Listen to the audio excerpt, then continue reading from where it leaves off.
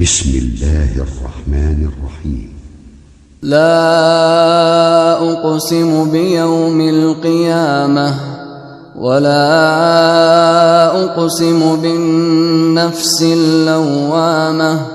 أيحسب الإنسان أن لن نجمع عظامه بلى قادرين على أن نسوي بنانه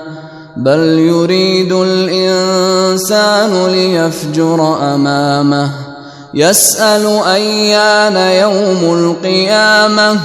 فإذا برق البصر وخسف القمر وجمع الشمس والقمر يقول الإنسان يومئذ أين المفر كلا لا وزر إلى ربك يومئذ المستقر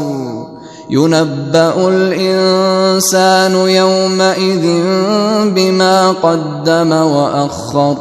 بل الإنسان على نفسه بصيرة ولو ألقى معاذيره لا تحرك به لسانك لتعجل به إن علينا جمعه وقرآنه فإذا قرأناه فاتبع قرآنه ثم إن علينا بيانه كلا بل تحبون العاجلة وتذرون الآخرة وجوه يومئذ ناظرة إلى ربها ناظرة ووجوه يومئذ باسرة تظن أن يفعل بها فاقرة كلا إذا بلغت التراقي وقيل من راق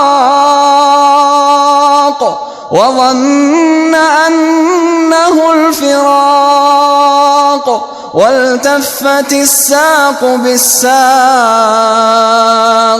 إلى ربك يومئذ المساق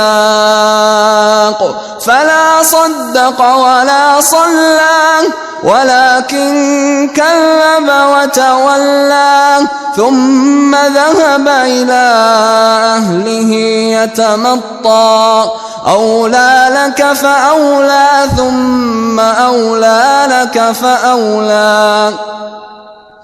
أيحسب الإنسان أن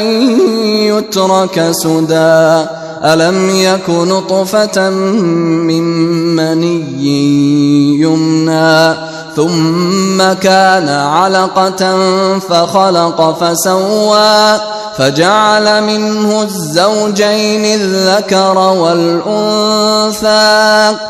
أليس ذلك بقادر على أن يحيي الموتى